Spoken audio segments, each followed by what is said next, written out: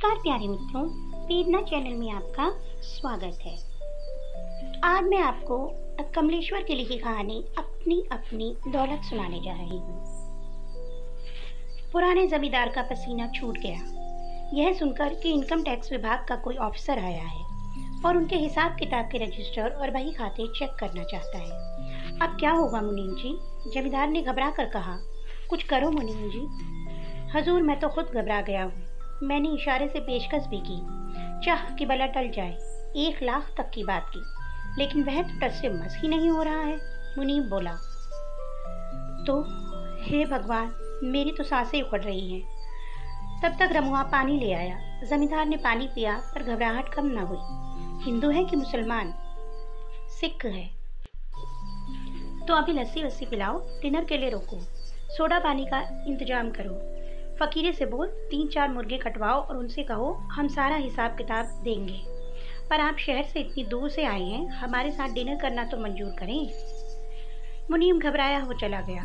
5 minute बाद ही मुनीम अफसर को लेकर जमींदार साहब के प्राइवेट कमरे में आया।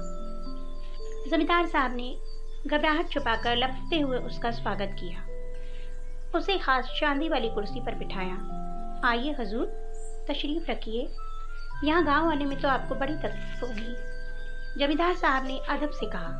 अब क्या करें जमींदार साहब, हमें भी अपनी ड्यूटी करनी होती है, आना पड़ा, अफसर बोला।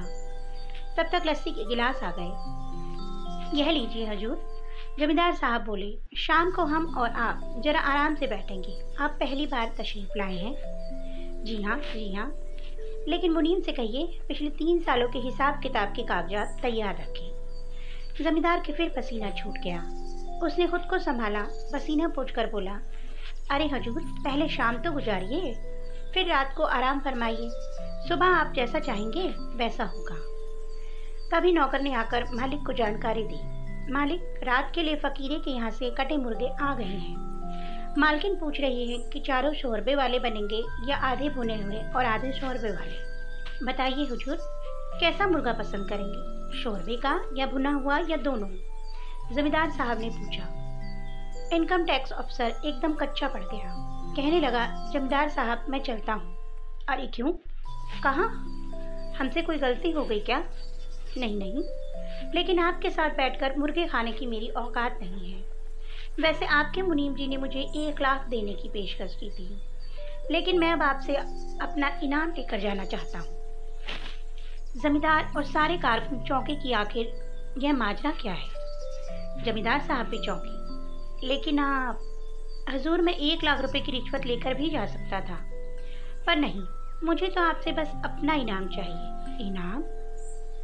जी हजूर, मैं इनकम टैक्स ऑफिसर नहीं हूँ, मैं तो आपकी रियासत का बहुरूपिया किशन लाल हूँ।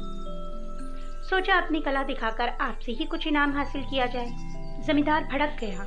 तो तू किश्नू धानुक है, रामू धानुक का आवारा बेटा? अरे हरामजादे, तेरी वजह से मुझे हार्ट अटैक भी हो सकता था। तेरा इनाम बिनाम तो गया भाड़ चूल्हे में। अगर सदमे में मुझे कुछ हो जाता, मैं हुक्म देता हूँ, हमारी रियासत छोड़कर कहीं भी चला जा। यहाँ दिखाई दिया तो मैं तेरे हाथ पैर तुड़वा दूंगा। बहुरूपीय कलाकार किशन लाल को इनाम तो नहीं मिला। डर के मारे उसे वह कस्बा भी छोड़ना पड़ा। फिर कई बरस बाद जमींदार के उसी गांव में एक बूढ़ा साधु आया। वह एक पीपल के पेड़ के नीचे धूनी रमा के बैठ गया। वह किसी से कुछ मांगता ही नहीं था।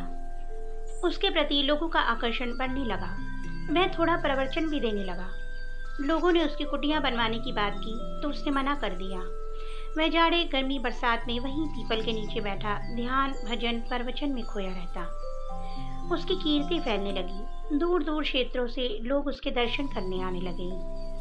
एक दिन जमींदारनी भी उसके दर्शन करने आई। उन्होंने श्रद्धा से दक्षिणा दी। साधु ने वह धन ग्राम पंचायत को दान में दे दिया।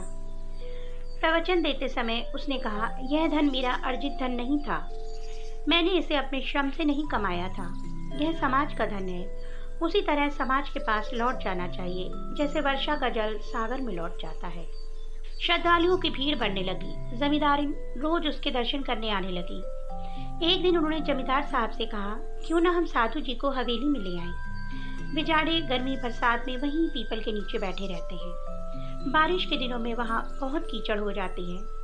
भक्तों को बड़ी असुविधा होती है। जमींदार साहब ने हाँ कर दी। बड़ी धूमधाम से जमींदारी साधु महाराज को हवेली में ले आई।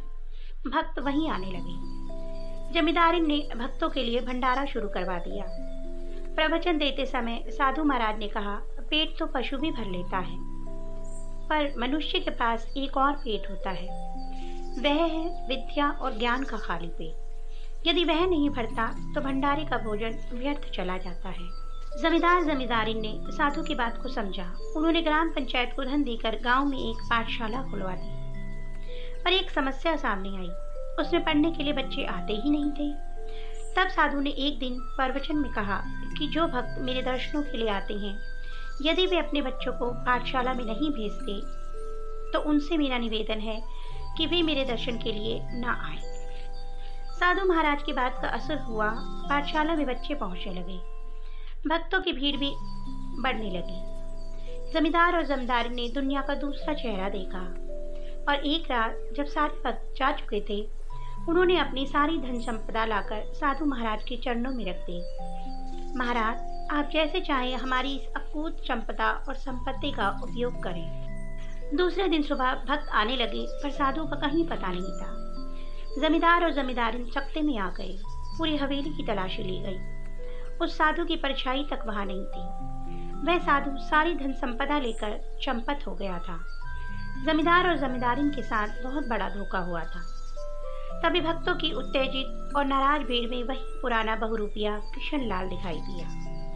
जमींदार का गुस्सा तो सातवें आसमान पर था। वे भड़क उठे, इतने बरसों बाद किशनु तू यहाँ? मैंने तो तुझे देश निकाला दिया था, तू यहाँ क्या करने आया है? हजूर, मैं अपना इनाम लेने आया हूँ, किशन लाल ने अदब से कहा। कौन सा इनाम? किस बात का इनाम? हजूर, पिछला इनाम दे जो आपने नहीं दिया था, और इस बार का इनाम दे। इस बार का इनाम? लोग भौचक्के थे। जी हजूर, वो साधु मैं ही तो था जिसे कल रात आपने सारा खजाना सौंप दिया था। लोगों को विश्वास नहीं हुआ। ताज्जुब से जमींदार ने पूछा, तू ही वह साधु था? जी हजूर। तो वो सारी धन संपदा कहाँ है जो मैंने तेरे हवाले की थी? हुजूर, वो सारी दौलत हवेली की पिछवाड़े वाली कोठरी में सही सलामत रखी है। नौकर चाकर दौड़ पड़े, ने खजाने वाली गठरी उठा के ले आए। वह उसी की साधु वाली धोती में बंधी थी। गठरी खोल के देखी गई। सारी दौलत के साथ ही उसमें उसकी दाढ़ी मूछ भी रखी थी, उसका गेरुआ कुर्ता और रुद्राक्ष की माला और अन्य मालाएं भी जो वह साधु के रूप में पहनता था। भक्तों की पूरी भीड़ ने राहत की सांस ली। जमींदार जमींदारिन उसे ताज्जुब से देख रहे थे। अरे पागल, तब तू इनाम क्यों मांग रहा था? तू तो यह सारी दौलत लेकर भाग भी सकता था। भाग तो मैं जरूर सकता था हजूर, लेकिन तब साधुओं पर से लोगों का विश्वास उठ जाता हजूर। लोगों ने उसे आंखें फाड़ फाड़ कर आश्चर्य से देखा। जमींदार और जमींदारिन ने भी। सबकी आंखों में अचरज था। कितना बेवकूफ आदमी है यह, अपनी सच्चाई ना बताता और सारा खजाना लेकर भाग जाता। कृष्ण बहुरूपिया अपने इनाम के इंतजार में चुपचाप खड़ा था। तभी जमींदार साहब ने कहा, कृष्णु, यह जो तेरे साधु के कपड़े मालाएं वगैरह पड़ी हैं, इन्हें तो उठा ले। वो तो मैं उठा लूंगा, पर मेरा इनाम वह तो दे दीजिए। सचमुच हमें तेरी अक्ल पर बड़ा तरस आ रहा है कृष्ण। जमींदार साहब बोले, तू सचमुच मूर्ख है। हजूर, आखिर मैं कलाकार हूँ ना, हम मूर्खों से ही यह दुनिया चलती है। मुझे तो सिर्फ अपना इनाम चाहिए, अब आपकी धन दौलत नहीं। तो दोस्तों, आपको मेरी कहानी कैसी लगी कमेंट बॉक्स में अवश्य बताइएगा। अगर आपको मेरी कहानी अच्छी लगी तो मेरी कहानी को लाइक कीजिए और अपने मित्रों के साथ शेयर कीजिए। कल फिर एक कहानी के साथ मिलूंगी, तब तक के लिए बाय बाय।